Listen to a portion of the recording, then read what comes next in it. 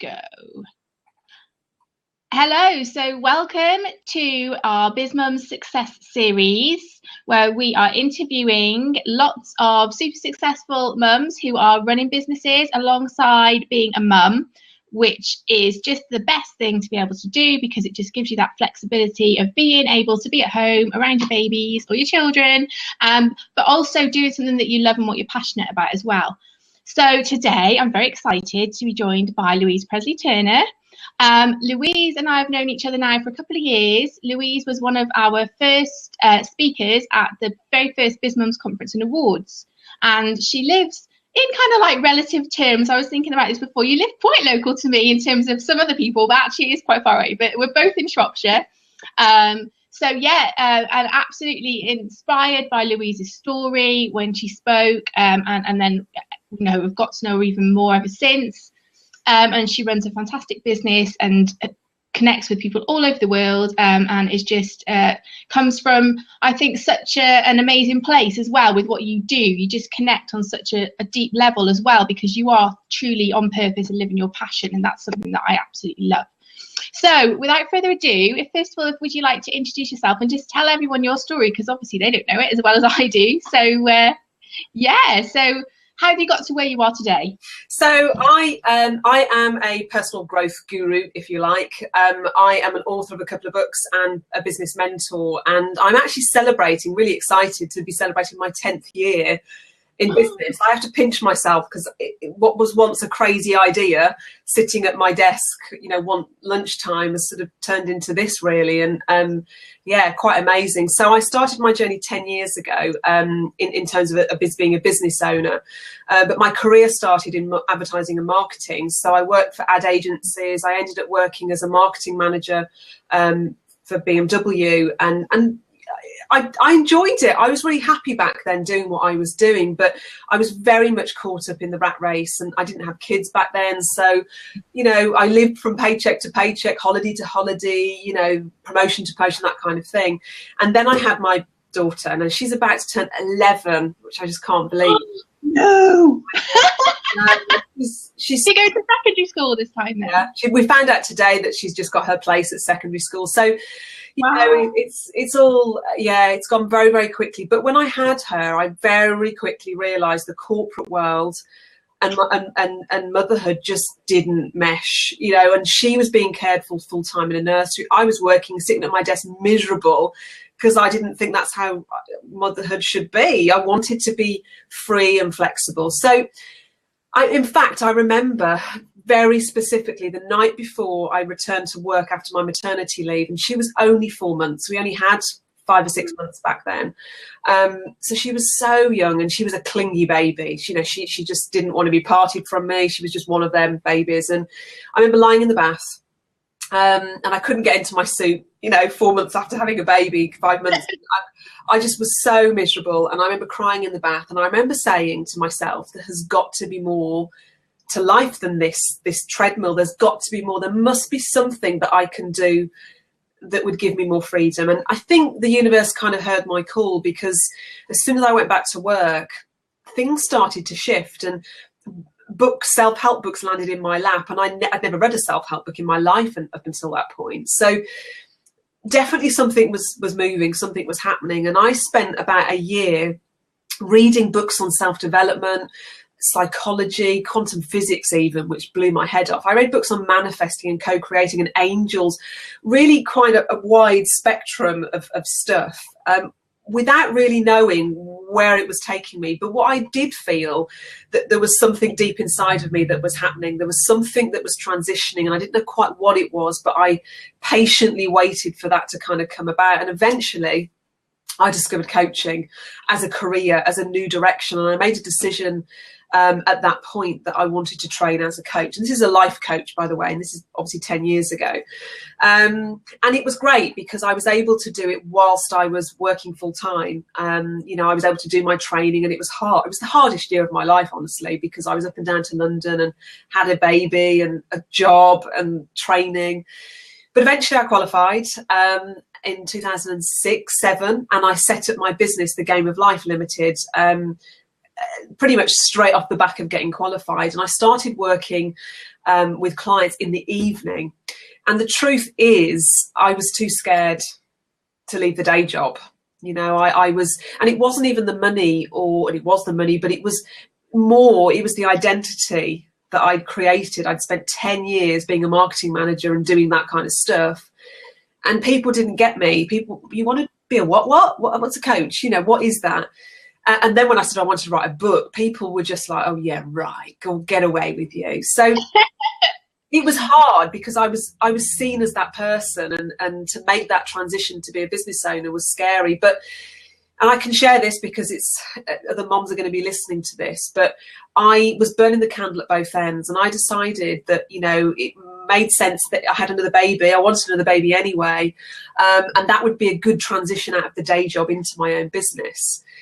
But unfortunately, it didn't quite work out that way, because about 3.5 months into the pregnancy, I had a miscarriage. And whilst that was dark and it was awful and I was really poorly for quite a few months afterwards, what it did do, the blessing was that it made me reevaluate my situation, and it made me make some very tough and brave decisions. And I made a decision once I'd recovered that I was going to hand my notice in, and I was going to fully apply myself to my business and to growing the business. And that was the turning point, really, because I walked into my boss's office on the 2nd of January 2008 and said, I'm leaving and I'm going to write a book and I'm going to run this business. And he looked at me as if to say, okay, we'll see. And I turned my back away from that life, and it was terrifying but liberating. And as soon as I left, I was able to put all of my time and attention to where it needed to be. That's when I wrote my first book. I took on all my clients. I was able to grow my business and move it forward, and get in the national magazines and do all the things that I knew I needed to do, but I didn't have time before, really. And that really brings me right up to date, because I've spent 10 years growing the game of life, and I've worked with clients all over the world privately. I've done group courses, membership sites. I've spoken on stage with some of the world's leading gurus with my publisher, Hay House. I've just done some just amazing things and had a couple of books published. It's just been awesome. And then really in the last few years, I've moved more into the business coaching side of things, because people started coming to me and saying, how did you do it? How did you build your list? How did you get in the media? How did you get published with Hay House? What did you do? You know, how did you work with all these clients? So I realised that I needed to share this knowledge, and that's really where I'm at now in my business. So the Game of Life is still up and running. It has a membership site that runs, although I don't work with private life coaching clients anymore. My primary focus is with mybusinessbaby.com, which is my new business, and that is around helping other coaches and experts become the go-to person to get their business to where they want it to be, to get the media exposure, to write a book if they want to write a book, to get the clients that they want to get, to launch their online programs, all that kind of stuff. And I love it. I absolutely adore what I do, because I get to work with amazing people and see amazing success in their life. So that's quite a long story, but it's been a long 10 years. Yeah, absolutely. Well, no, and that's it. You've packed a lot into it, and I can see that a lot of mums would resonate in that resistance to move away from the corporate life, because, like you say, you've spent. You know, I know quite a few people kind of stuck in this mentality of like, I've been to university, I've trained to do this job. I'm not going to give that up, because you know I would, and they would kind of put their family, probably not the right word, but yeah, because they don't want to give up that identity, they're kind of giving up their opportunity to move away from that and to have that flexibility with their sacrificing really their time with their family for their career, because they think that they have to keep that. And so it's a brave move to then actually be able to move away from that. So you've done so much. What's been your biggest achievement then over the last 10 years? What would you say has been your highlight? Gosh, there's two things, not one. It's two things. There's two things I want to share, and one is that as a mom, I've created the business around my family, and I feel so utterly lucky that I get to run my week as I want to. I mean, obviously I have busy weeks like we all do, but my priority is the school run, and that you might go, oh, you get someone else to do that for you, but I never have wanted to do that. I love dropping my kids off and giving them the kiss before they go in. I love being there to greet them. I love that I can do all the after school clubs and still run a business in between. And I that's the biggest achievement. You know, all the things that I've achieved, all the things that I've done, that's what I'm most proud of. That is, I'm a mom and I have a lifestyle business that is flexible, and that's what I'm passionate about sharing now, is that you can do that. You know, you don't have to work 60 hours or never see your kids. There is a way to balance this, and I think that's my greatest achievement. Obviously getting published with Hay House has been the biggest blessing. I mean, you know, that was a dream that I visualized and you know, I brought about, and that's been probably the biggest career thing. But in terms of my personal, it's definitely the being there for my children and seeing them grow up. And so what's been your favourite memory then? Is there an event or something that's happened that sticks in your mind as being a really great thing that happened, or when you had that moment of like, yes? Yeah, I think I spoke at the it's called the Armadillo. Right? There's a specific name, a sort of official name for it. I think it's the something like that, in Glasgow, big arena. And I got involved. I was asked to do the I Can Do It event, which is an event that Hay House put together every year. And I spoke on stage with Louise Hay and Wayne Dyer and Doreen Virtue, just some big names, and I spoke. That was the biggest gig I ever did, and there was over 1,000 people, and yeah, it was terrifying, but a moment I will take to my deathbed as being one of them moments that you'll never forget. Yeah. Like, pinch me, like, is this actually really happening kind of moments? Oh, awesome. Okay. So if you had to go back and do something differently, what would it be then? What's your kind of lessons, or what have you learned, or what would you have changed perhaps? What would I have changed? I think, to be honest, I think it's about having confidence that you can be that person. I think when I started, and often this is the case for most people, I genuinely thought I'd be the coach for my local area. I mean, I really thought that that's what my business would be, and quickly realised that that was not going to be the case, because there wasn't enough business to sustain that. I knew, and then I had to sort of think that's sort of bigger. And I think it is. I think it's to think bigger and not be so insular, and have that confidence and faith that you can be anything you want to be. And that's easier said than done. You might say, well, yeah, you can say that now you're here. But yeah, I think it's that lack of confidence that we often have when we're starting out. Yeah, no, definitely. So I know that myself and many of the BizMums look up to you, and you're an inspiration for so many people. But who inspires you? Who are your inspirations? Obviously, being part of the Hay House circuit, there's lots of Hay House authors like Gabby Bernstein that I look up to. In the business world, I mean, Marie Forleo's she's huge, and I love her sort of raw, kind of natural sort of style, and she's a bit of an icon, I think, in the women's business world. So probably Marie Forleo. I mean, I went to meet her in New York a few years ago, and she's as awesome in the flesh as she is on screen. I just love her hair. She's got the most amazing hair, and her clothes that she wears as well. She's just so super, like, stylish. Yeah, I like Marie. She's good. Yeah, definitely. And she's so funny as well. Yeah, she is. Okay. So you mentioned before that you spent kind of like a year immersing yourself in personal development books. What books would you recommend? What's your favourite ones, or is there anything new at the moment that you're reading? Yeah, I mean, well, there's my bookshelf, and obviously I can my see books are there, and then there's just tons of, and I can't. When we moved house, it was really funny because we moved a few years ago, and it was the books that were the problem, not all the other toys and stuff like that. It was my books. So I'm a big bookworm. I have a Kindle, but I have a rule that I only read fiction on my Kindle, not my books. They have to be bought in the flesh, real, and on the shelf. But there's been so many books. But at the moment, and the books that are having the biggest impact on my life, and they're quite deep, and they're not going to be for everybody. But my own spiritual quest and my own spiritual journey is really important. And I'm a big believer that we create our reality through thought and through focus and that kind of thing. So that's what I'm really passionate about. So at the moment, I'm reading all the Abraham teachings. So these are books written by Esther Hicks, or Jerry and Esther Hicks. They're deep. And as I say, they're not going to resonate with everybody. I gave them to my husband, actually. He kind of went, what the hell?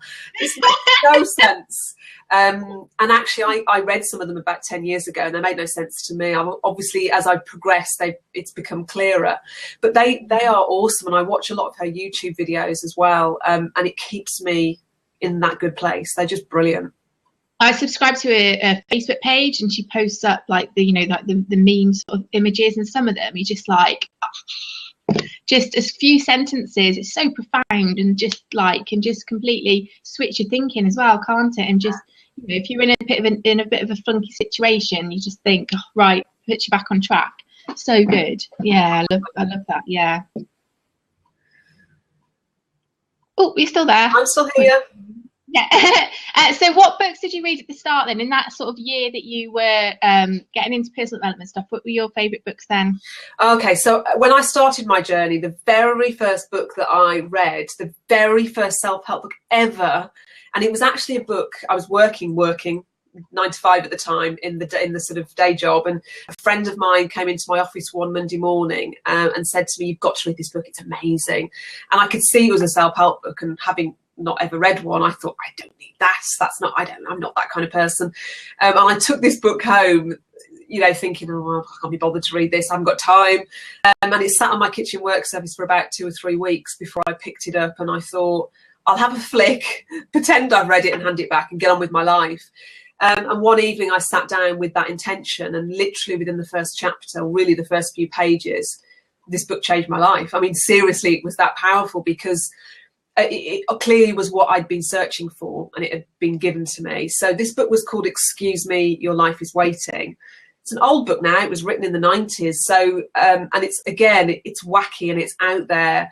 And it's all about manifesting and the law of attraction and how we can create what we want. And I'm a realist, by the way, but I remember reading it thinking, if this is true, if what she's sharing is true, then I'm going to become a scientist in my own life and see if it works. And I didn't tell anybody, Michelle, I was doing this in that early time. I just started applying the tools, and within 18 months, I'd started a business and was writing my own book. And so it works, and it was the perfect book for me at that time. Yeah. Awesome. Okay, super. I've lost my list. Okay, so what would you give as your top 3 tips for success in life and business? Wow. Oh God, just 3. Okay. My first tip, and probably the most important thing I'm ever going to share with anybody, whether you have a business or not, is to find that alignment, to find that connection. Now, some call it intuition, some call it gut feeling or mother's intuition, some call it God. In quantum physics, they call it the field of potentiality. But basically, it's finding that connection to that bigger part of you. And that when you're connected, you get all the best ideas, you get clarity and focus. You know what you need to do. You feel inspired. You get the best ideas, solutions to problems kind of come into your head. So my number 1 tip is to get connected and then run your business, because running your business from a disaligned, disconnected, stressed, fear-based place is hell. It's the hardest way to run your business. And I run my business from that place many times. But when I'm in the flow, when I'm connected, when I'm feeling good, and then I run my business from an inspired place, that changes everything and everything flows. So number 1 tip is to find that alignment. And you know when you're aligned, when you feel great. And when you're not aligned, you feel low. You feel, grumpy and frustrated. So alignment comes through, well, for me, it's through meditation. It's different for everybody. But find your alignment and then run your business is number 1, for sure. Does that make sense? That, doesn't she? Yeah. I was watching a YouTube video, and Esther Hicks was talking about that, saying about the path of least resistance, and how if you're on the right path, everything will just flow. And I talk to this all the time about the BizMums, when they're coming up against challenges, and if the same things are popping up, and you're just not feeling it, and you're feeling resistant, then something's wrong, and it's not possibly the right path for you. You're being kind of, jointed off somewhere else, and that's fine, because sometimes in your business you can feel like, right, this is what I wanted to do, and have a rigid mindset on it, and like, no matter what, I'm not moving off this path. But sometimes it's not quite right for you, so just go with the flow, and that's it. Oh, that's, yeah, perfect. Yeah, get in alignment. Yeah. And like you said, meditating and connecting with that intuition is so powerful to help you. Yeah. Okay, what was your second tip? Second tip is, as a mom, it's about obviously getting organised. You know, getting alignment, yeah, absolutely, but getting organised in terms of your structure for your week, because I only work sort of 2 or 3 days a week, and I'm only working a short day like you are. You know, you kind of work when kids are at school or at nursery, and I think there's something really when your back's against the wall and you've only got a limited amount of time, you get way more done than if you had all day in which to do it. So to-do list, basic stuff. But I'm going to show you this actually. But this is my to-do list for the week. So it's got a column for the kids, a column for work, and every Sunday night I write that list, and it keeps me on track and keeps me focused. And as a mom, I couldn't live without it, because I wouldn't know who was doing what, or who needed to be where, or what client I had or stuff. So yeah, I think tip number 2 is to have a weekly to-do list or a weekly structure of some kind, for sure. Yeah. Sure. Okay. And number 3? Number three, moms aren't going to like this, but I'm going to say it anyway, but is to be selfish and make sure that you're giving back to you, because you know, we try and be everything to everybody when we run a business, and then we kind of literally, you can walk out your office, I'm sure you're the same, Machine, you take your hat off and you become mom and you're cooking dinner. And my office is in my dining room. Okay, yeah, and it's just, I'm literally like in the mix of it all. well, I did that as well. I've only just had my own office in the last few years, but yeah, and I worked out of my dining room. So the boundaries can be blurred, can't they, between home and work, and it's busy. So I would say you need to give to yourself. I would say make an appointment with yourself every week. That's what I do every week. In my diary, I literally write appointment with me in my diary, and it could be a yoga session I'm doing. It could be just having a nap on the sofa because I need it. But it's mine. Yeah, and it's my time. So I would say to all the moms out there, or anybody out there actually that's listening, that every week make an appointment with yourself and give to yourself. Do whatever you want to do with that time, but it's not work related. It's got to be something that's nurturing, that you enjoy. It could be a hobby, whatever. Yeah. Cool. No, I love that tip, because yeah, if you're not looking after yourself and you're not the best for yourself, you're not going to be the best in your business or for your family, and taking that time out can just kind of refresh you, can't it? I recently went out with my friend Stacey for the day. We went ice skating and we went out for tea and stuff like that, and it was a real nice girly day, and I came back and I felt so much better, and I just felt like I could give more to the family because I'd had that time out. So it's so important. Okay, so you talk about getting organised for your day. So what does a typical day look like in the world of Louise Presley Turner? Okay, well, a typical day. So I generally work Monday, Tuesday, Wednesday, and the rest of the week sort of is for other stuff. So I'll give you today, shall I? So okay. It depends what clients I've got. So a day could be having a client in the morning. I'm obviously speaking to you today. This morning, what time is it? Yeah, it's still morning, isn't it? So a typical day could be 2 or 3 clients. It could be connecting with other business owners, which I do quite often. I've just been getting involved in some summits with an American coach. And then obviously the school run is either side. So my day always starts with a very, very short meditation practice. So once the kids are dropped off at school, I come back before I switch on my computer or even eat anything. I have my little morning practice. Now, I talked about getting in alignment. That's what I mean. That's what I do. I get myself in the vortex, in that good place. And only then, when I've set my intentions, done my thing, do I log on and start interacting with the world or talking to clients.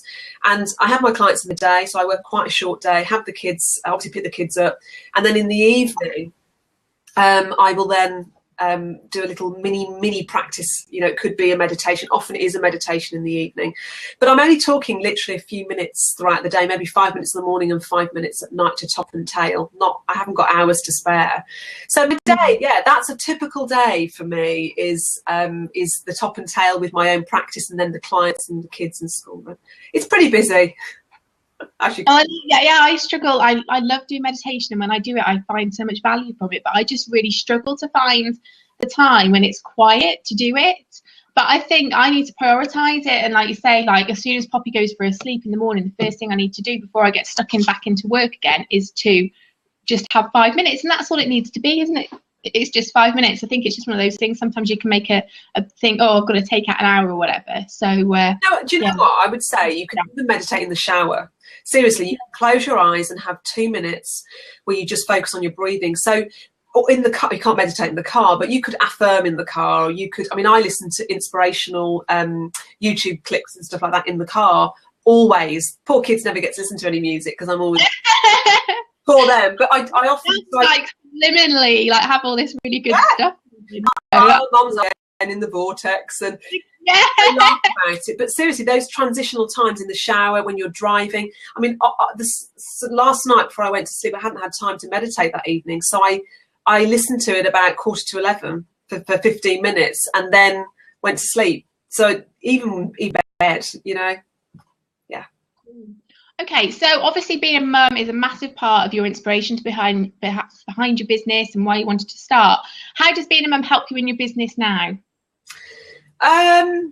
It's prioritizing, really. I think it helps me to get my priorities straight. You know, this morning we had this email to say, you know, my daughter got into the school that she wanted to get into, and yeah, it's just prioritizing. I think that's the most important thing, and it's helped me to have better boundaries, I suppose, and put them first. And I sort of say my business is my baby, and it really is. Yeah, I think that's probably what it is. Yeah. Oh, super.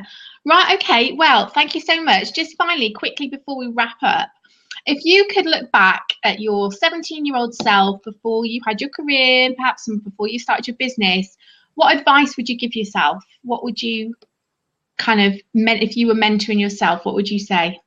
I would say take the leap, because it always works out. Everything always works out. We might stress about it and, you know, toss and turn at night, but everything always works out in the long run. So take the leap. I love that. I love that expression. Take the leap and build your wings on the way down. Yeah. It's always, you know, that's it, because everything will come together. Whatever's right will happen, won't it? And the bumps along the road just show us that they just help us to clarify even further what we do want. So, and there's been many bumps on my road, and I'm not perfect, but those bumps help you to realign. So bless the bumps as well. Definitely, that's it, exactly. And they'll either guide you or you'll learn from them, and it helps you to become the person who you need to be to get to the place that you're meant to go. So absolutely. Well, thank you so much. So if people want to connect with you, how can we get in touch with you after watching today? So on my homepage of my website, I've got 22 marketing ideas that every solo entrepreneur should know, and there's something in there for everybody, and a marketing plan for this year. So you want to get hold of that, and you just need to go to www.mybusinessbaby.com, and if you scroll down slightly, you'll see the sort of you'll see the document. You can put your name and email in. So it's mybusinessbaby.com. Super. Well, thank you very much. That's been amazing. Really inspired me. I'm going to focus and start doing my meditation now, and just not put it off anymore and make it a priority, because I think it's so important. So thank you for joining us on today's success interview. If you'd like to get more information about BizMums, you can go to www.bizmums.biz, or you can connect with us on Facebook. So we are facebook.com/bizmums.biz on there as well. We're on Twitter at BizMums. And in the comments below, if you're watching this on YouTube, there will be a link where you can sign up to get all the success interviews that we do direct to your inbox, and they're also all on YouTube as well. So have a great day, and we will see you very soon. Bye-bye. Thank you.